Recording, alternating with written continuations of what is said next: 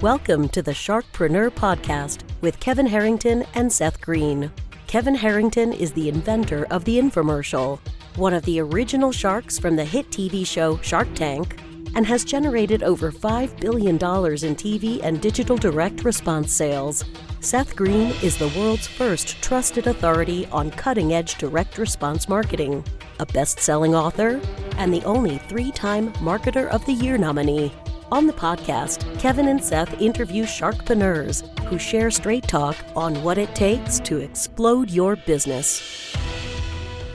49 faces looked to him in triumph. Over the last 12 months, they had each taken turns and promoted his business for a week at a time, driving over $987,342 in revenue. What if you had a network of 50 centers of influence who promoted your business every week for a year? Grab your copy of the #1 Amazon best-selling book, The Ultimate Guide to Growing Your Business with a Podcast, at 33% off the Amazon price by going to ultimatepodcastbook.com. Again, that website for 33% off the Amazon price is ultimatepodcastbook.com. Welcome to the podcast. This is your co-host, Seth Greene. Today, I've got the good fortune to be joined by Daniel Alonzo, millionaire mentor, author, speaker, and investor, coaching thousands to scale income and build legacy. Daniel, thank you so much for joining us. What's going on, Seth? How are you, man? How you feeling? I'm feeling excited about our interview. Let's go back in time a little bit. How did you get started? Well, I was going to college, playing baseball, and hurt my knee real bad, and I was done with college. Only reason why I was going to college was to play baseball. So when that dream died, I came back home and started hanging out with, people that maybe I shouldn't have been hanging out with, kind of the wrong crowd. And one night I felt really, really guilty. And I felt like a total absolute loser. And a buddy of mine had been talking to me about going into financial services. And so, I think that was kind of a turning point for me, just feeling so down, so out, so, just like such a loser. And I said, you know what, I'm going to check it out. And I checked it out, and the guy told me that I could make millions of dollars. And, he sounded like the infomercial guy at like 2:00 in the morning. And I don't know, there's something inside of me. I was only 21 at the time. There was something inside of me that said, I can do this. And so I went for it, and the rest is history. Changed my life. All right. Well, we're going to get into that. So you were in financial services, I believe, originally for a certain number of years before you, quote unquote, retired. Tell us a little bit about that journey. Well, 21 years old, I got started. By the time I was 28, I was completely financially independent. I had saved my first $1 million in cash, and I was earning about $500,000 in passive income, which in today's dollars probably be about $800,000 in today's dollars. But that was kind of my just getting after it. Now, just for full transparency here, I didn't retire. I could retire, but I technically didn't, because I figured if I could make $500,000, why can't I make 5 million? You know what I mean? So I just continued to keep going and keep growing and building. And then how did that evolve into, what you're doing now, which is a different form of leverage for sure? Yeah, I'd been financially independent since 28. So I'd been free for, just call it 22 years or something like that. And so I just said to myself, what do I want to do with the rest of my life? And I said, I want to write books. I want to, speak. I want to teach. I want to coach. I want to mentor. Which I'm doing that every day in my business. I have 1,500 agents, and I have about 60 locations. So I'm doing a lot of that. But the truth is, sometimes you can't be a prophet in your own land. So a lot of these guys, which by the way is an interesting little side note, is when you do build something, especially my type of business, you train these guys and these women to become leaders. That was always my focus, is I wanted to build leaders, because I figured if I built leaders, they would be independent. They wouldn't need me anymore, and I could have more freedom. But it's kind of a little bit tricky because it's like it's a little bit bittersweet, because you get to that point where you got all your people that are independent doing their own thing, and then you wake up one day and you're like, well, I don't got a whole lot of people to hang out with anymore. We did events together. We used to have thousands of people at our events. We'd have fast start schools and training sessions and meetings and so ultimately, it was a little bit of my need to survive, because I believe that if you retire, you die. I think that's, really, really important, that I never retire, that I'm always contributing and doing something to better the world. And, like I was telling somebody the other night, I said, I just want to make, if I could just make a dent, if I could just make a dent in this earth before I'm gone at, about 120 years old, I'll be a happy guy, So that's kind of the reasoning behind me wanting to continue to do what I'm doing right now. That is fantastic. Can you talk a little bit about the organization you've built and how you've grown that so well over the years? So that was, kind of what I talked about before. I came into the business. I decided that I didn't just want to be a sales guy. We do investments and we do insurances and things like that, but I don't want to be the guy, 80 years old, hawking life insurance, and carrying my little briefcase around, and I just didn't want to be that guy, and so at 21 or 22 or 23, I started thinking in my mind, wait a minute, how can I scale this thing so I can create some massive passive income and freedom in my life? And so I started, recording everything. I mean, you probably remember cassette tapes. I duplicated like hundreds and hundreds of cassette tapes, and I would sell them for like $2 or $3 every time I did an event. And I just made sure that everybody knew how to do a presentation, how to overcome objections, how to, build a location, how to, like every subject in how to recruit, how to train, how to develop. And so next thing you know, I got a lot of people that started doing it without me. And I, we attracted a lot of really, really smart people, really talented people. And people way more talented than me. And, sometimes it amazes me. I do trainings even today, and it amazes me how smart our people are, man. I mean, it's like, I don't even know how to do some of the shit that they're doing, and it's just awesome because they've taken what I did and they just, drove it to a whole nother level of understanding and, client support and client, acquisition. And so it's been a fun ride, but I think scaling is what really helped us to grow it. Absolutely. And what's the name of that company for our agents and advisors who are interested in learning more about it? Primerica Financial Services. Awesome. And then you've gotten so good at distilling and framing your message so it stands out in a crowded space like Wealth on the Beach.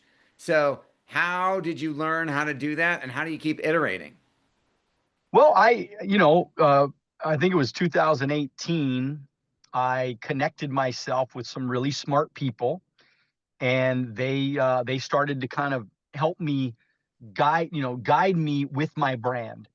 And that's really where we came up with the Wealth on the Beach. And when I, started my podcast, I've been doing a podcast since 2018. I've interviewed over 300 celebrities, business leaders, in all walks of life. And they helped me kind of just figure out how to do that. I don't think I've missed a week of doing my podcast since 2018. That's how consistent I've been. And then, of course, my Instagram, I think I have close to 9,000 posts on my Instagram. So that is consistent So I think that a lot of people, especially when they want to scale and they want a brand and they want to, get a following, they're just not consistent. I mean, Amen I to think that. that, yeah, I mean, it's, they do it one week, they do it one way. I mean, I was talking to somebody the other day and we, and they own a business, except, not my type of business, but a different type of business. And I said, this is what you need to do. This is what you need to do. This is what you need to do. And it's just like, it's daunting for them because they can't imagine making a video every day. They can't imagine just, out and about. I'm in Thailand and I, just put my phone up and I just start making a video and I just talk about something random. What I will though, give some advice to people that may have challenges with, coming up with ideas or whatever. Look, we're in the modern age here, man. It's 2025. We have ChatGPT. You could literally ask it based on the things that it knows about you. You can ask it to give you some content ideas. So, most of us, if somebody asks us a question and we understand our business, we could talk about it. It's just starting that conversation that sometimes is hard for people to, to craft a message from. And so I think it's a great idea just to have chat ask you questions, and then you could obviously cut that part out, but have it ask you questions, and then you just talk as you would answer anybody. And that's a great way to start developing content. Absolutely. You've achieved so much success and helped so many people. What's your biggest challenge now? Well, I think for me, I've always been competitive. I played sports growing up, and not that I'm comparing myself to anybody, but I'm kind of comparing myself to myself. And, it's just like kind of what I was talking about before. I have all of these locations, I have all of these leaders, I have all of these agents, I have all, and then so when I don't feel like I am, influencing those people, like I can influence people on social media all day long, but to influence your own people is my biggest challenge, where I'm trying to get these guys to pivot, to see that, not that I have all the answers, I don't have all the answers, but some of the things that I've done, I think could help them, especially the social media aspect and the scaling of the business and things like that. And so because I see so many of them, because I mean, I do have an aging population in my organization, right? And so we have to stay relevant. We have to stay young. We have to talk about young things. We have to attract young people. We have to connect with young people on their level. Like I was having a conversation with my son. He's 23 this morning. And he was telling me some things that really made sense, because from his perspective at 23, he's like, Dad, we need to start, and he works with me in my business. He's like, we need to start thinking about this, and we need to start thinking about this. We need to start crafting our message this way, because I think the way we're doing it may be outdated. And so, I mean, I love that, right? I told him, I said, just put together a new presentation, and I'll be the guinea pig. I'll get up there and I'll say it the way that you tell me to say it, and we'll test it, right? We'll do some testing. And he's like, yeah, that sounds great. So I think the greatest challenge for me today is, reminding myself that, just to have fun, to keep enjoying myself, because, and I know, I mean, money, it comes and goes, but I want to have a great experience at life, and if I keep reminiscing the old days, right? I mean, it's not fun anymore, because you're comparing yourself, you're thinking about how it used to be instead of thinking, hey, what's it going to be like, and what kind of experiences can we create? Over your journey, what has been the hardest internal shift you've had to make? Well, I think, well, I mean, early on, I mean, my internal shift was all my limiting beliefs. Everything inside of me that told me that I couldn't do it. Everybody, that told me I wasn't smart enough. I didn't have the right education. I didn't, I wasn't tall enough. I wasn't whatever, right? I mean, there's always something that, the self-esteem kind of issue in the early days. And I think I worked so hard at trying to become the best leader that I could be. Although haven't always been the best leader, but I've always worked on being the best leader. And I've always tried to be. I've always had my teammates, their interests came first. I wanted to make sure that they won, right?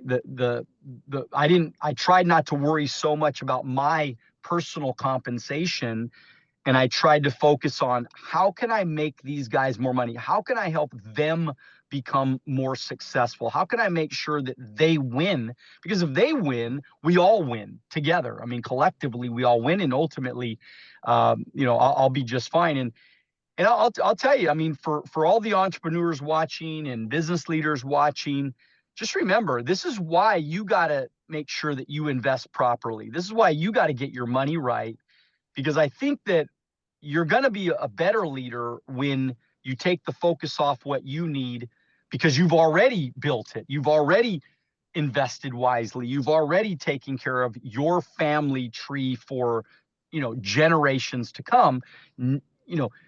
That's why you need to do that, is because I think you become a better leader. Because if you're desperate, and your people can sense that desperation, or even your clients can sense that desperation, that's where I think people make a mistake, because people can smell it, right? They can feel that desperation. They can feel, you not being in alignment. And I think that that's not attractive. And I think you sell less and you lead less when that comes to play. Your passion is obvious. What do you like best about what you're doing? Oh man, I mean, I love this. I love sharing. I love having conversations with interesting people. I love being anywhere in the world and getting to talk about money, because that's the one thing that we all have in common, right? We might be different color, we might come from a different way, but we all got money in common. And it's interesting how everybody wants to know how to get richer.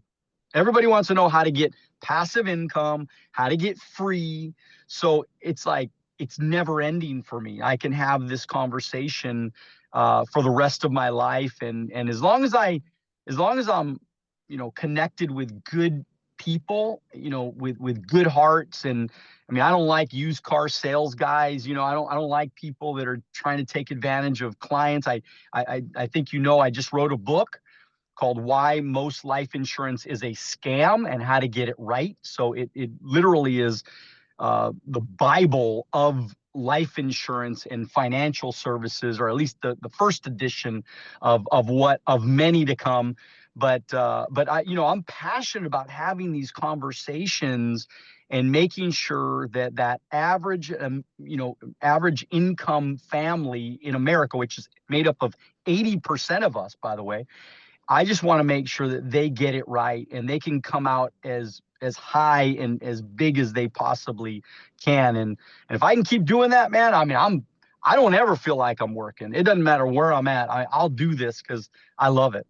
That is awesome. And we know your time is incredibly valuable and greatly appreciate you spending some of it with us. For our folks who are watching and listening, for our consumers, where can they go to get the book? Where can they go to learn about Wealth on the Beach? For our folks in the financial services industry, where can they go to learn about the business opportunity? Give us all the places.